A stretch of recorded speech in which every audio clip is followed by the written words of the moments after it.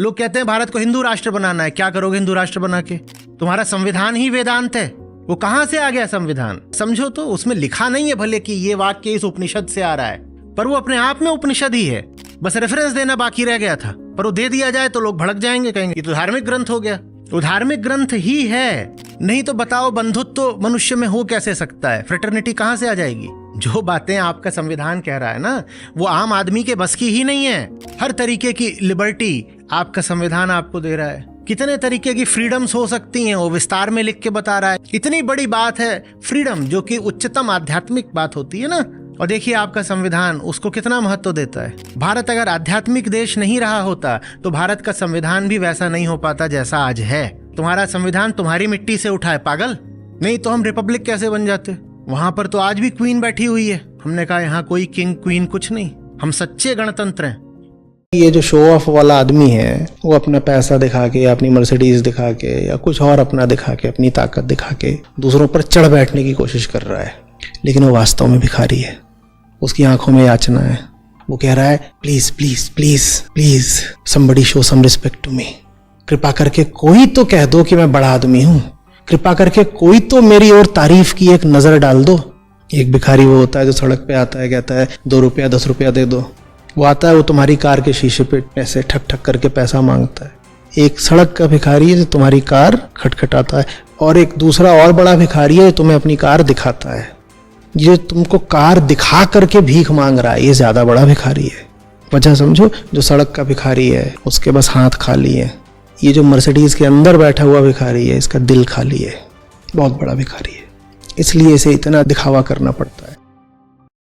सूरा के मैदान में कायर का क्या काम, सूरा से सूरा मिले तब पूरा संग्राम कबीरा, तब पूरा संग्राम।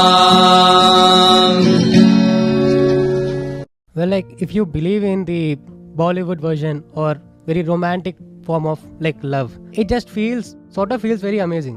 No, it doesn't feel amazing. It feels amazing only when you are unconscious. When you are conscious, it feels nauseating. How do you feel today looking at the 80s and 90s mainstream Hindi flicks? I'm talking of the romantic ones. How do you feel today? Cringe. Because as a generation, you are actually much more conscious today. You look at them and you say, what shit is this?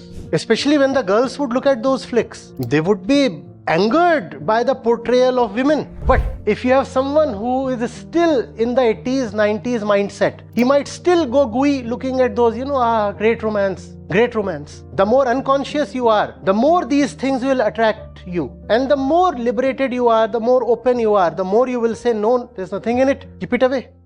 शादी की उम्र हो रही है, आगे फिर क्या करना चाहिए ये नहीं समझ में आ रहा है। उम्र तो बैडमिंटन की भी बीती जा रही है। 27-28 के हो गए, रैकेट कब उठाओगे आप? और अगर अभी तक आपने पानी में कूदना नहीं सीखा तो क्या 40 की उम्र में कूदोगे? उम्र तो उसकी भी बीती जा रही है, उसकी बात क्यों नहीं करते? आपने दुनिया के कितने देश घूम लिए? आपने भारत देश ही कितना घूम लिया? क्या उम्र नहीं बीती जा रही? घड़ी तो टिक टिक कर ही रही है। आपने दुनिया भर का साहित्य कितना पढ़ लिया? और ये सब नहीं पढ़ा तो बताओ क्या आपकी उम्र नहीं बीती जा रही? जवानी के सारे साल बस एक ही लक्ष्य के पीछे खराब हो जाते हैं। अगर लड़की है तो उसको लड़का चाहिए, अगर लड़का है तो उसको लड़की चाहिए। अरे ये लड़का लड़की के खेल में जिंदगी के बाकी काम कब करोगे भाई? पुरुष हैं आप तो आपका जीवन इसलिए नहीं कि किसी स्त्री के आंचल में मुंह छुपा लिया, इसलिए नहीं पैदा हुए हैं आप। हाँ, फिल्मों ने आपको ऐसा सिखा दिया है, समाज ने और परंपरा ने आपको ऐसा बता दिया है, लेकिन ये नहीं है जीवन का उद्देश्य।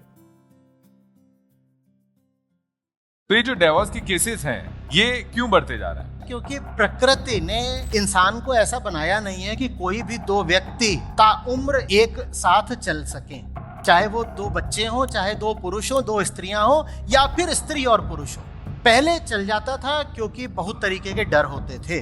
हो तो ये भी जाता है कि आप किसी को उम्र कैद की सजा दे दें तो वो जीवन भर जेल में चल जाए, तो उसको आप ये थोड़ी कहेंगे कि बहुत प्यार की बात है।